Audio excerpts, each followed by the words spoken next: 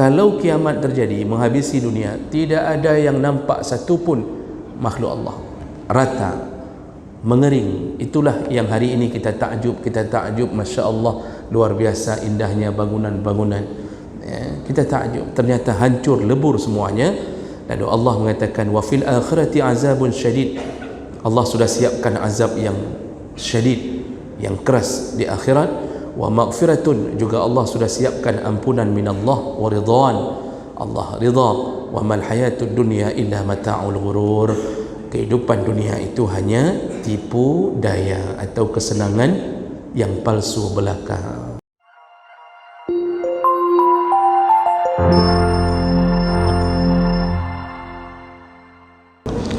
Assalamualaikum warahmatullahi wabarakatuh. Alhamdulillahi rabbil alamin, hamdan katsiran tayyiban mubarakan fih. Asyhadu an la ilaha illallah wahdahu la syarika lah, wa asyhadu anna Muhammadan abduhu wa rasuluhul karim. Allahumma salli wa sallim ala nabiyyina al-mustafa Muhammadin wa ala alihi wa ashabihi ajma'in. Amma ba'd. Rabbi shrah li sadri wa yassir li amri wahlul 'uqdatam min lisani yafqahu qawli. Segala puji bagi Allah, kemudian salawat dan salam pada Rasulullah, pada keluarga dan seluruh sahabat-sahabatnya. Jamaah salat maghrib dan Isya, bapak-bapak dan ibu yang Allah muliakan insyaAllah. Malam ini kita sambung pembahasan tentang fadilah beriman kepada hari kiamat atau hari akhir, dan insyaAllah malam ini terakhir pembahasan kita dalam judul ini. Di pertemuan yang lalu kita sudah membahas bahawa di antara fadilah atau keutamaan mengingat atau beriman, meyakini akan terjadinya hari kiamat atau hari akhir, itu akan membuat hidup yang kita hadapi lebih tenang dan kita lebih sabar, karena kita tahu bahawa kesabaran kita di atas dunia akan berbuah kepada kehidupan yang abadi di surga Allah. Jadi semua yang diberi kekurangan oleh Allah, baik pada badannya, hartanya, ataupun pada keluarganya, dia akan bersabar karena dia tahu akan diganti kesabaran itu dengan kebahagiaan yang tidak pernah berhenti di akhirat nanti. Jadi pemicu kita bisa hidup tenang dan sabar kalau selalu mengingat hari pembalasan, yaitu hari kita diberi balasan oleh Allah. Sekaligus kita juga akan sabar terhadap kezaliman orang, karena kita tahu kezaliman itu tetap tercatat di sisi Allah dan akan diselesaikan di pengadilan Allah di saat pengadilan dunia tidak mampu menyelesaikannya.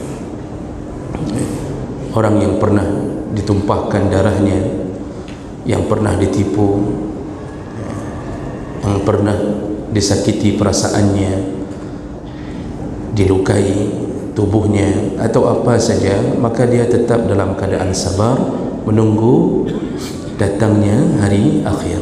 Makanya beriman kepada hari akhir itu membuat level sabar kita untuk menghadapi dunia itu naik. Terakhir kita bahas di antara contoh kisah yang dikabarkan oleh Ibnu Hibban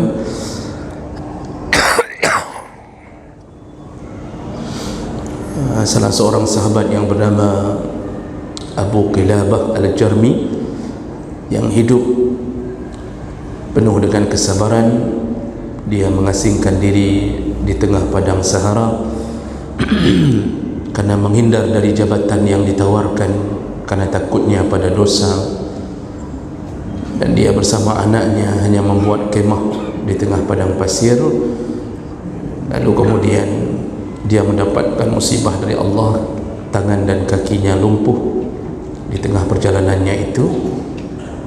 Kemudian tinggallah dia di tengah padang pasir, hanya anaknya yang mampu menolongnya, memberinya makan, menyuapkan, memberinya minum. Dan ternyata salah seorang sahabat yang lain, yaitu Abdullah bin Muhammad, menjumpai kemah itu dan melihat ada seorang tua yang sudah lumpuh tangan dan kaki, tinggal sendirian. Dan kemudian orang tua itu memohon kepada Abdullah bin Muhammad untuk mencari anaknya. Ternyata anaknya sudah tidak pulang dari kemarin, dia belum makan, dia belum minum, karena anaknya tidak pulang.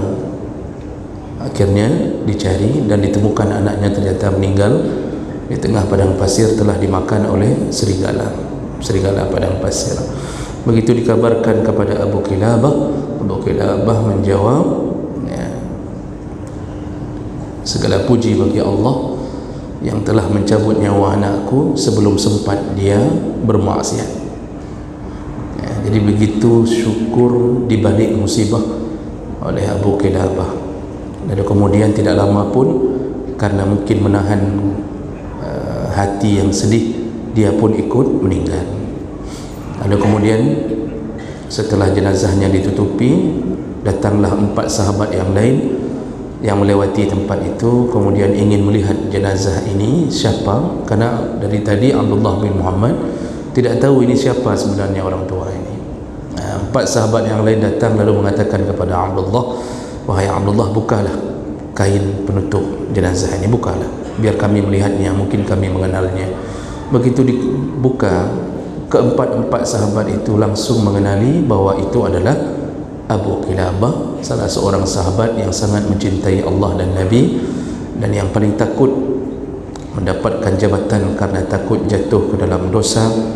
Dan mereka mencium kening Abu Kilabah yang telah lama menghilang dari kota karena mengasingkan diri.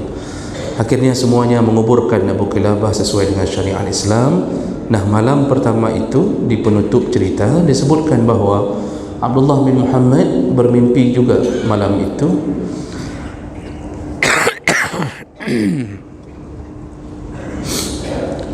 Ternyata dia dipertemukan Allah dalam mimpinya dengan Abu Kilabah. Lalu Abdullah bin Muhammad bertanya kepada Abu Kilabah di dalam mimpinya, apa yang membuat dia melihat Abu Kilabah dalam mimpi dipakaikan pakaian yang paling indah, dalam keadaan paling sehat, tersenyum kepadanya. Lalu kemudian dia berada di taman-taman surga. Dia sedang berada di taman surga dan pakaiannya terbuat dari sutra. Lalu kemudian Abu Kilabah ditanya oleh Abdullah, apa yang membuat engkau bisa mendapatkan hal seperti ini dari Allah?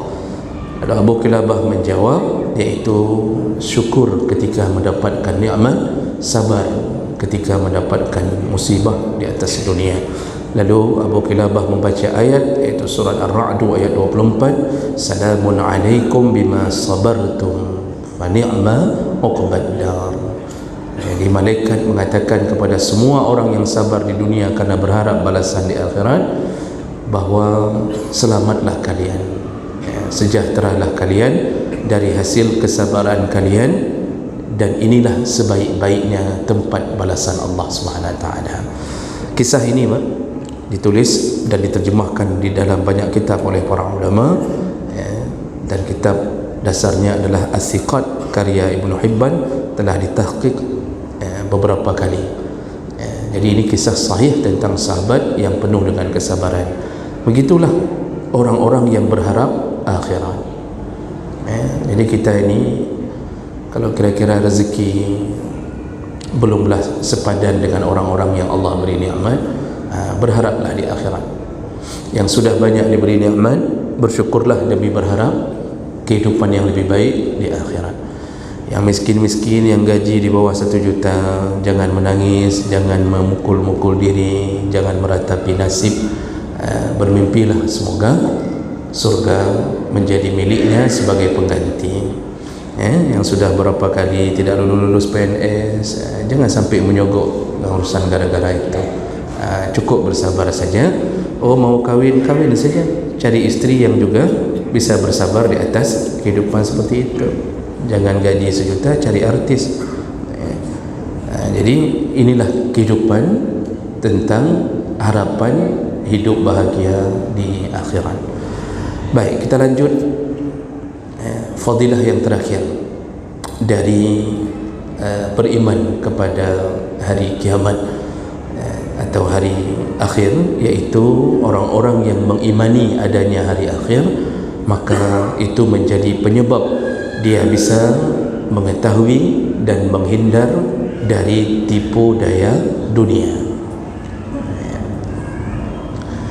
Jadi orang-orang yang menyimpan di dalam hatinya tentang kebesaran, kemewahan, keindahan, kebahagiaan hari akhir, itu balasan Allah yang tiada tara, kalau itu tersimpan di hati, maka itu akan memunculkan sikap mengecilkan dunia.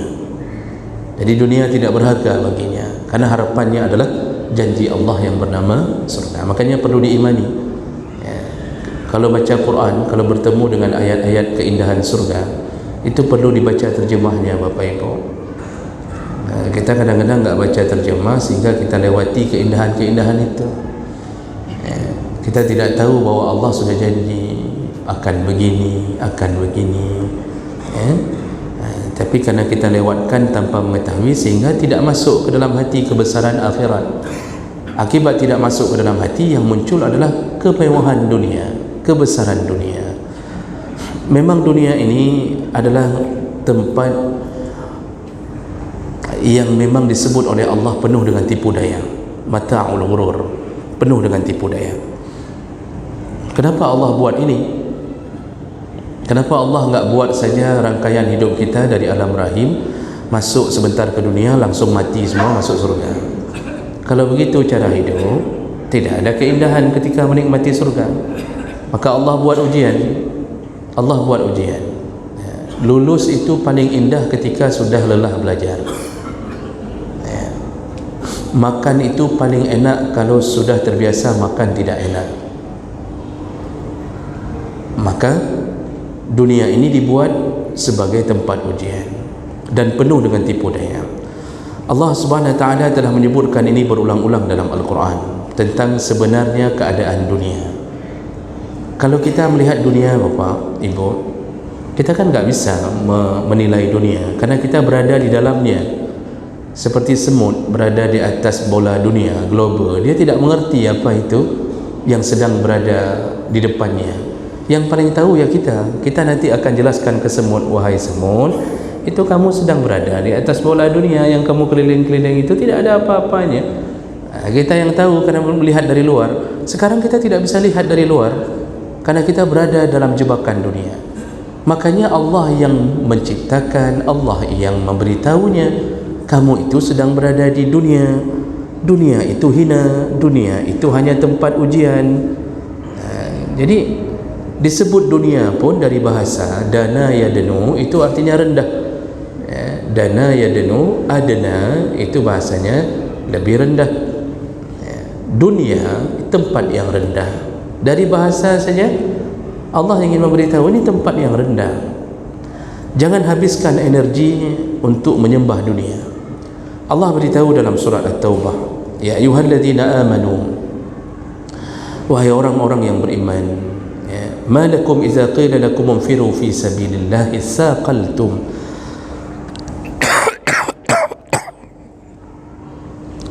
ila al-ardi. Kata Allah, wahai orang yang beriman, kenapa engkau ketika diajak untuk berperang saqaltum, kenapa engkau merasa berat untuk berperang? Araditum bil hayati dunya minal akhirah, apakah engkau memilih tinggal di dunia, menikmatinya dibandingkan akhirat? Kata Allah, fama mata'ul hayati dunya fil akhirah illa qalil. Kesenangan dunia itu dibandingkan akhirat, kata Allah, itu qalil, kecil sekali. Ini Allah kasih tahu nih kita semuanya. Dulu orang, salah satu amalan yang dirindukan oleh orang saleh, orang yang merindukan akhirat adalah jihad fi sabilillah. Jadi semua berlomba-lomba untuk berjihad. Sampai seorang ayah mengundi dengan anaknya agar bisa siapa duluan yang pergi untuk berjihad. Merindukan semuanya. Seorang ibu berbahagia kalau anaknya semuanya gugur medan perang. Maka cerita-cerita itu ada, ibu yang meninggal anaknya, meninggal suaminya, meninggal ayahnya, setenang saja, malah mereka berbahagia. Alhamdulillah, mereka sudah mendahului dalam surga. Semuanya berebut-rebut untuk mendapatkan surga. Lalu Allah mengatakan pada mereka yang kemudian tidak mau berperang, tidak mau berjihad, kenapa engkau pilih tinggal di dunia dengan kenikmatan yang sedikit dibandingkan dengan akhirat? Nah, jadi orang-orang yang menolak untuk berjuang sebenarnya mereka takut mati, lalu mereka lupa walaupun mereka takut mati dalam jihad, mereka mati juga. Tidak mati dalam jihad, mati di kebun sawit. Tidak mati di masjid, mati dalam WC. Maka pilihlah mati dalam jihad, pilihlah mati di dalam salat berjamaah daripada mati di kedai kopi. Sampai hari ini belum ada kemuliaan yang menyebutkan kalau mati di kedai kopi maka 70,000 malaikat akan mendoakannya begini-begini. Tak ada, Pak. Tidak ada. Maka berjihadlah. Hari ini mungkin jihad untuk perang mungkin kurang karena kita tidak menemukan lawan, kecuali setelah kita dihina, dijajah, itu perlu jihad kembali. Kalau dengan sesama muslim itu perlu dipertimbangkan. Tapi hari ini jihadlah dengan berbagai amal saleh. Ketika diajak berkorban, melakukan haji, itu jihad. Haji itu kan jihad. Aisyah pernah nanya ke Rasulullah, ya Rasulullah, laki-laki bisa berjihad ke medan perang, kami perempuan bagaimana nasib kami? Laki-laki begitu mudahnya masuk surga dengan jihad, gugur syahid masuk surga Firdaus. Kami perempuan bagaimana? Apa jawaban Nabi? Berjihadlah melalui haji ke Baitullah. Jadi haji itu termasuk jihad. Sebenarnya bahasa Nabi ke perempuan karena perempuan itu yang bisa dilakukan, tapi perjuangan kita berhaji itu jihad. Apalagi setelah dinaikkan ONH, lebih besar lagi perjuangan jihad kita. Dari 40 juta menjadi 60 juta, misalnya lebih besar lagi jihad kita. Jadi jemaah maka Allah Subhanahu Wa Taala, ini sindiran Allah. Kenapa engkau pilih dunia? Kenapa engkau tidak pilih akhirat? Kan Allah kasih tahu dari luar dunia. Ini di mata Allah ini dunia ini kecil dibandingkan akhirat. Ya sudah, yakin saja dengan informasi dari Allah. Dalam ayat yang lain surah Al-Hadid ayat 20 Allah katakan i'lamu annamal hayatud dunya la'ibun wa lahwun, ketahuilah bahwa dunia itu hanya kehidupan dunia itu hanya la'ib, hanya permainan, wa lahwun, dan hanya senda gurau belaka, kata Allah. Lalu apa yang terjadi di atas dunia? Wazinatun wa tafakhurun bainakum, ya engkau hanya saling memuji-muji, perhiasan, kemudian engkau tafakhur bainakum, engkau saling membangga-banggakan di antara engkau, di antara kalian. Wa takasurum fil amwal, engkau berlomba-lomba memperbanyak harta. Wal aulad, engkau juga berlomba-lomba memperbanyak anak. Artinya kalau tidak bermanfaat. Kan begitu hidup kita hari ini, Bapak Ibu. Orang cuma mikir gaji. Kalau bahasa Inggrisnya pengtamong. Jadi selalu demi uang masuk dia lakukan apapun, walaupun korupsi. Dia lakukan apapun demi uang. Padahal setelah dia tumpuk uang itu, dia meninggalkan uang itu, atau uang itu meninggalkan dia. Allah beri permisalan, dunia itu yang engkau kejar kamasali ghaisin a'jabal kuffar nabatuhu summa yahiju fatarahu musfarran summa yakunu hutama. Dunia itu bagaikan satu kebun, ya, atau boleh kita katakan sawah lah misal contohnya, yang tanamannya membuat kagum para petani ketika dia sudah mulai mekar berbuah. Jadi orang takjub melihat kebunnya berbuah, sawah ladangnya mulai menampakkan hasil. Lalu kemudian setelah dipanen, tanaman itu semuanya hutama, semua berubah menjadi kering. Maksud Allah, begitulah dunia. Engkau takjub lihat dunia, bangunan yang menjulang, kita pergi sana pergi sini, pesawat terbang, kemudian kita bisa membuat makanan-makanan terbaru, kita menemukan penemuan-penemuan yang dianggap spektakuler, HP semakin berkembang, engkau takjub. Tapi ketahuilah, takjubmu seperti petani yang takjub hanya ketika panen. Setelah itu semuanya mengering, kata Allah, semuanya hilang. Nanti apa yang terjadi? Ya, kita sudah tahu, begitu ditiup sangkakala, maka dunia ini hancur, lebur, sampai tidak ada satu pun yang bisa berdiri di atas tanah, walaupun satu rumput. Makanya padang mahsyar itu berada di atas tanah, kata Rasulullah, yang berwarna merah seperti seperti roti yang dipanggang. Tidak ada satu pun yang tumbuh rata. Jadi kalau tsunami, kita masih menemukan seng, menemukan sisa bangunan. Kalau kiamat terjadi, menghabisi dunia, tidak ada yang nampak satu pun makhluk Allah, rata, mengering. Itulah yang hari ini kita takjub, Masya Allah, luar biasa indahnya bangunan-bangunan, kita takjub, ternyata hancur, lebur semuanya. Lalu Allah mengatakan, wa fil akhirati azabun syadid. Allah sudah siapkan azab yang syadid, yang keras di akhirat. Wa maghfiratun, juga Allah sudah siapkan ampunan minallah, wa ridwan, Allah ridha. Wa mal hayatud dunya illa mata'ul ghurur. Kehidupan dunia itu hanya tipu daya atau kesenangan yang palsu belaka. Ini sudah diingatkan lagi oleh Allah dalam surat Al-A'la. Allah katakan, bal tu'siruna al-hayatad dunya. Orang-orang kafir itu, atau orang-orang yang ahli nafsu, mereka lebih memilih kehidupan dunia, padahal wal akhiratu khairu wa abqa.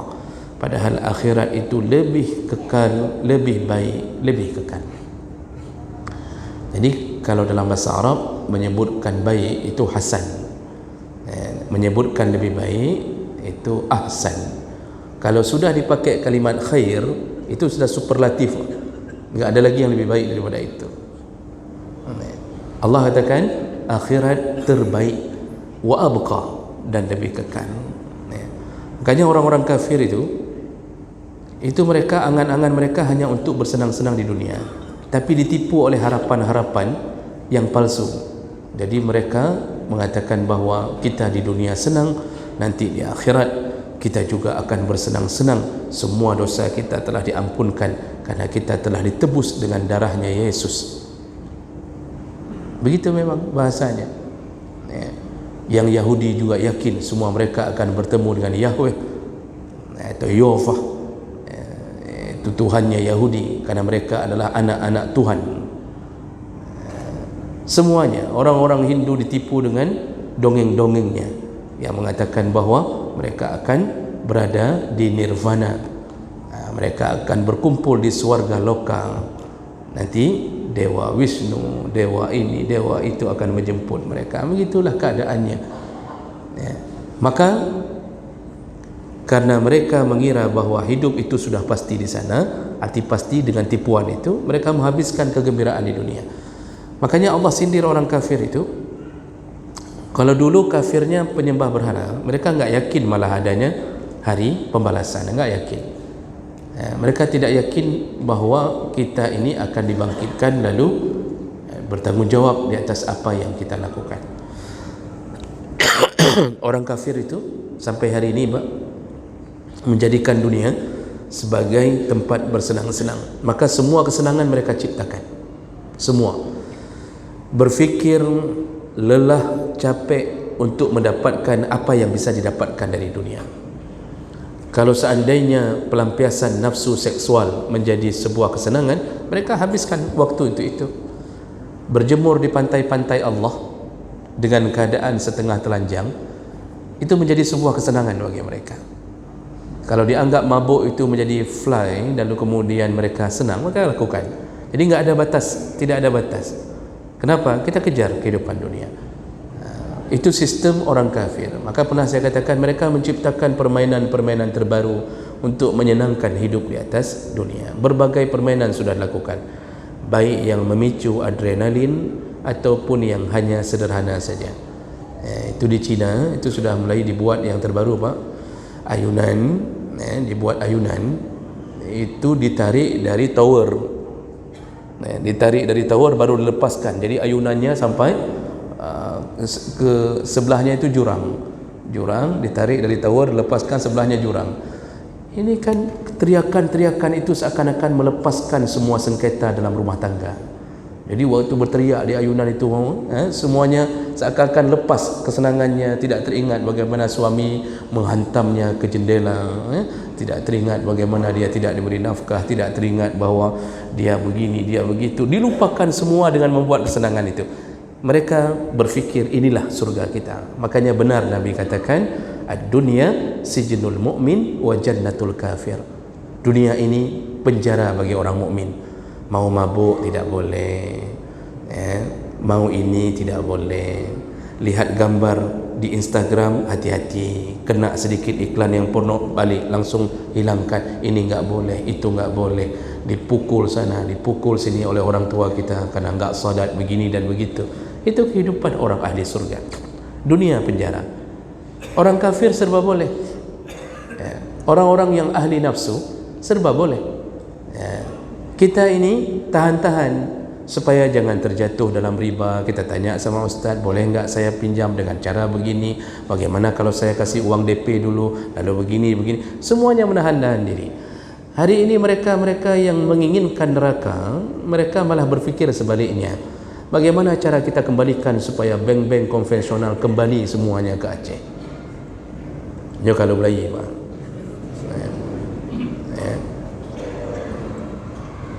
Wallahu alam, apa yang mereka fikirkan dari dulu perjuangan bibir kita pecah untuk menyatakan jangan hidup dengan dunia riba. Terlalu banyak ayat telah melaknat masalah riba. Jangan biasakan hidup dengan meminjam 100 juta dan kemudian harus memulangkan 200 juta. Total dalam riba. Hanya karena segelintir pengusaha yang menginginkan persen lebih banyak dari bank-bank konvensional. Lalu semua hari ini bicara, kita kembalikan. Kenapa tidak kita kembangkan saja yang sudah syariah? Oh, tidak terlalu syariah. Kenapa kita tidak buat dia menjadi betul-betul syariah? Yang kita protes bahan ini supaya jadi bahan yang benar-benar matang. Lalu hari ini orang sudah mulai berbicara, kita kembalikan ini, kembalikan itu, kita rubah kanun. Subhanallah, mereka mulai berprinsip seperti orang kafir. Rasulullah sallallahu alaihi wasallam telah menyatakan, "Iza dhaharatiz zina war riba fi qaryatin," kalau sudah merajalela zina dan riba dalam satu kampung atau satu negara, faqad ahallu anfusahum bi'azabillah, maka penduduk kampung itu telah menghalalkan azab Allah kepada mereka. Jadi ngundang nih, ini orang-orang DPR ni sedang ngundang azab untuk kita semua Pak. Kalau di antara bapak ada yang anggota DPR, tolong kasih tahu, jangan undang azab. Kalau mati sendiri sajalah. Kalau kena azab sendiri, enggak usah undang kami semuanya. Jadi jemaah melakukan Allah, ini harus kita suarakan. Para ulama yang merasa diri ulama, itu harus bersuara dalam masalah ini. Kalau sempat merajalela kembali, dilegalkan kembali, berarti kita kembali masuk ke grafik yang paling rendah, kembali ke masa jahiliyah setelah kita berusaha melawannya. Jadi jemaah melakukan Allah Subhanahu wa taala, ingat-ingat, kalaupun berhasil dilegalkan kembali, itulah dunia yang kita cari, padahal akhirat sedang menanti kita. Makanya hal-hal begini harus sadar betul bahawa kita ini tertipu. Hanya dengan menginginkan bunga 5%, 10%, kalau dapat deposito yang model konven lebih besar ininya, lebih besar jaminan, macam model, itulah tipu daya dunia. Kecil sekali dibandingkan janji Allah dengan akhirat. Rasulullah sallallahu alaihi wasallam telah menyebutkan bahawa kemenangan itu bukan di saat kita menang di dalam perseteruan untuk memenangkan yang maksiat atau yang tidak maksiat di atas dunia, tapi kemenangan itu yang sejati adalah ketika kita divonis oleh Allah, kita masuk surga, lepas dari neraka, itulah kemenangan kita. Makanya Nabi sebut, Allah sebutkan dalam surah Ali Imran 185, faman zuhziha 'anil nar wa udkhilal jannah faqad faza. Barang siapa yang divonis Allah bahwa dia masuk surga, dijauhkan dari api neraka, dialah faqad faza, dialah pemenangnya. Lalu Allah sambung, wamal hayatud dunya illa mata'ul ghurur. Kehidupan dunia hanya kesenangan atau tipu daya belaka. Kembali Allah ulang kalimat itu. Jadi jangan mencoba untuk menang di dunia, menanglah di akhirat. Dan sebagai pertimbangan betapa kecilnya dunia dibandingkan akhirat, ada beberapa hadis yang sahih yang menyebutkan masalah itu. Di antaranya hadis Nabi dari riwayat Muslim, an Jabir bin Abdullah anna Rasulullah sallallahu alaihi wasallam marra bis-suq dakhilan min ba'd al-'aliyah. Pada satu hari Nabi dengan beberapa sahabat masuk ke pasar dari arah Aliyah. Aliyah itu nama tempat atau nama lorong. Wan nas kanaftahu famarra yajidu asaka mayitin fatanawalahu fa akhadha bi uzuni summa qala. Lalu ketika menuju ke pasar, didapatkanlah di pasar itu seekor anak kambing yang sudah jadi bangkai. Lalu Rasulullah memegang telinga anak kambing itu, diangkatnya, summa qala. Lalu beliau berkata, ayyukum yuhibbu hadza lahu bidirham. Ayo, siapa yang mau beli bangkai anak kambing ni 1 dirham saja, enggak usah 1 dinar, 1 dirham saja. Ya. Sahabat menjawab, faqalu ma nuhibbu annahu lana bisyai' wa ma tasna' bih. Mana tidak ada orang yang mau membayarnya 1 dirham ya Rasulullah, itu cuma bangkai kambing saja. Lalu Rasulullah mengatakan, atuhibbuna annahu lakum. Ya sudah, kalau enggak mau bayar, siapa yang mau? Saya kasih. Ya, kata Rasulullah, siapa yang mau bangkai anak kambing ni? Saya kasih. Enggak usah bayar. Siapa yang mau? Qalu wallahi law kana hayyan kana aiban fi la'annahu asaka fa kaifa huwa mayyit. Ya Rasulullah, anak kambing itu kalau hidup saja kami belum tentu mau, karena kecil sekali masih, apalagi kalau sudah jadi bangkai begini. Rupanya enggak ada yang mau. Digratiskan oleh Rasulullah, enggak ada yang mau. Faqal fa wallahi. Dan Rasulullah mengatakan, demi Allah, la dunya ahwanu 'ala Allah min hadza 'alaikum. Ketahuilah wahai sahabatku, dunia lebih hina daripada bangkai anak kambing ini untuk kalian. Di situ Rasulullah membongkar apa yang diberitahu oleh Allah. Lebih hina dunia dibandingkan anak kambing yang sudah jadi bangkai di hadapan Allah Subhanahu wa taala. Lalu dalam hadis yang lain dari Sahal bin Sa'ad qala Rasulullah sallallahu alaihi wasallam, Rasulullah berkata, hadis riwayat Tirmizi, Ibnu Majah dengan derajat yang sahih li ghairi. Kata Rasulullah, "Law kanat ad-dunya ta'dilu 'inda Allah janah ba'udah." Seandainya dunia itu di sisi Allah sebanding dengan sebelah sayap nyamuk. Seandainya dunia itu sebanding di sisi Allah dengan sayap nyamuk, sebelah sayap nyamuk, bukan dua-dua sayap, sebelah sayap nyamuk, ma saqa kafiran minha syurbata ma. Sungguh Allah tidak akan memberi minum orang kafir di dunia. Ini bagaimana maksudnya Bapak Ibu? Dunia itu di hadapan Allah ternyata lebih hina daripada sebelah sayap nyamuk. Karena terlalu hina, maka Allah tidak peduli dia mau kasih makan para musuh-musuhnya, dia tidak peduli. Karena kalau dunia ini berharga di sisi Allah, maka Allah tidak mau kasih makan kepada orang kafir, karena dianggap sudah kucipta, kuhidupkan, kuberi makan. Ini tak mau kuberi makan, kata Allah. Cuma karena dianggap oleh Allah, dunia ini sebesar sayap nyamuk saja. Udahlah, makanlah kalian suka-suka kalian. Makanya orang kafir makan KFC, makan pizza, makan ini, semua pemberian Allah. Apakah Allah merugi? Tidak. Kenapa? Di sisi Allah yang kalian makan dengan kehidupan kalian, dengan semua yang kalian mewah-mewahkan di dunia, tidak lebih hanya sebesar, tidak lebih dari sebelah sayap nyamuk, kata Allah, kata Nabi. Sayap nyamuk bang, kalau dijual tidak berharga. Mana ada harga sayap nyamuk? Dikumpulkan pun sayap nyamuk, nggak tahu mau buat apa. Mau ditempel di pot bunga nggak berbentuk. Kalau kupu-kupu masih okey, tempel sana masih indah. Sayap nyamuk mau dibuat apa? Di jus, di blender, nggak ada yang mau. Tidak ada. Begitulah yang kita perlu tahu tentang inilah dunia, begitu hina, begitu kecilnya di mata Allah Subhanahu wa taala. Jadi jemaah maka Allah Subhanahu wa taala, janganlah kita tertipu dengan urusan-urusan yang membuat kita hari ini merasa seakan-akan hidup kita abadi di atas dunia.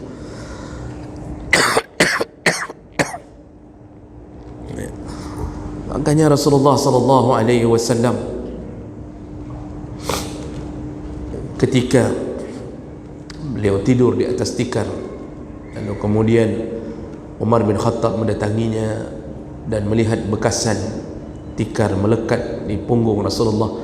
Umar menangis, lalu Umar mengatakan, ya Rasulullah, semua raja, ya, arti raja di situ kan masanya zaman itu Raja Romawi, Raja Kisra, ya, Raja Persia, ya, kemudian Raja di Mesir Muqawqis, semuanya raja-raja punya istana, ya, kemudian dikipas oleh dayang-dayang dengan berbagai fasilitas minum dari guci-guci, dinginkan air dalam guci, minum dituang, makan disuap, punya selir selain daripada permaisuri. Kasur jangan ditanya, itu Raja Kisra itu kasurnya melebihi spring bed hari ini, ya, ditutup dengan selimut dari sutra, semua lengkap. Umar berkata dengan bahasa yang sedikit berbeza dari itu, dia mengatakan semua raja-raja hidup dengan keadaan mewah, tapi engkau ya Rasulullah tidur di atas tikar dan bekasan tikar melekat di punggungmu, ya. Apa jawaban Nabi? Wahai Umar, tidak rindukah engkau dengan kejayaan dan kebahagiaan di akhirat nanti? Apalah dunia ini, ya, kecil sekali dunia ini. Makanya kita ni Bapak Ibu, ya, kalau sedang tidur di atas tikar jangan nangis-nangis, ya. Karena nanti kita akan tidur di spring bed di surga. Lebih bagus tidur di atas tikar waktu azan bunyi, ya, terdengar di telinga, kita bisa bangun, daripada tidur di atas kasur enggak terbangun. Nanti di surga Allah ganti semua ketidaknyenyakan kita dalam tidur, disuruh tidur di atas spring bed sampai kata Nabi, ya, dalam satu hadis itu 70 tingkat. Spring bed kita 70 tingkat. Lalu para sahabat bertanya, bagaimana kami bisa naik ya Rasulullah? Ya, kalau 70 tingkat spring bednya, kasur 70 tingkat untuk tidur kita sendiri saja, ya, bagaimana kami bisa naik ya Rasulullah? Apa kata Rasulullah? Dia akan turun, ya, artinya mengempes dulu, lalu kemudian kita naik, lalu dilambungkan oleh Allah sampai nampak seluruh pemandangan surga. Kita jangankan pemandangan surga, baru lihat satu bidadari, mana ada lagi peduli yang lain, ya. Ini jawab melakukan Allah Subhanahu wa taala, ya. Cukuplah tinggal di atas dunia hanya sekedar persiapan menuju ke akhirat. Dan itulah angan-angan orang yang selalu mengimani adanya hari akhir. Kan ini semua harapan kita, ya. Yang bapak ibu hari ini telah mengalami sakit berulang-ulang, ya, dirawat berulang-ulang, ada yang cuci darah tapi enggak bersih-bersih darahnya, dicuci lagi, dia sudah dibawa ke laundry sudah berapa kali, enggak beres-beres, ya. Itu ketika rasa sakit itu datang, apa yang ada di kepala kita? Kalau kita berharap dari Allah, ya Allah, engkau gantikanlah rasa sakit ini, ya, dengan kehidupan yang tidak pernah sakit di akhirat. Itu membuat kita mengecilkan dunia. Alah, dunia sebentar aja pun sakit, alah itu pun sedikit saja pun. Bagi rumah-rumah kita yang bocor waktu hujan, kalau kita bermimpi untuk akhirat, pasti kita mengucapkan, alah rumah bocor pun, daripada otakmu bocor, kan bagus rumah yang bocor, ya. Kita kecilkan dunia, alah itu pun tinggal beli saja, apalah nanti beli tempel saja sedikit. Bagi kita yang masih naik beca, kita yang masih naik sepeda, belum mampu membeli kenderaan, kalau berharap ke akhirat, semuanya akan melambungkan harapan. Kecil sekali dunia ini, kecil sekali ini pun. Bagi kita yang sudah punya Pajero, itu yang harus bersyukur kepada Allah. Banyak-banyaklah sedekah, juallah ban Pajero satu-satu, bersedekahlah. Naik haji belum, zakat enggak bayar, itu hati-hati dengan yang tidak mensyukuri nikmat Allah Subhanahu wa taala.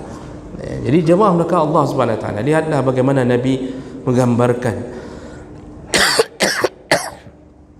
kehidupan yang berbanding terbalik antara dunia dengan akhirat.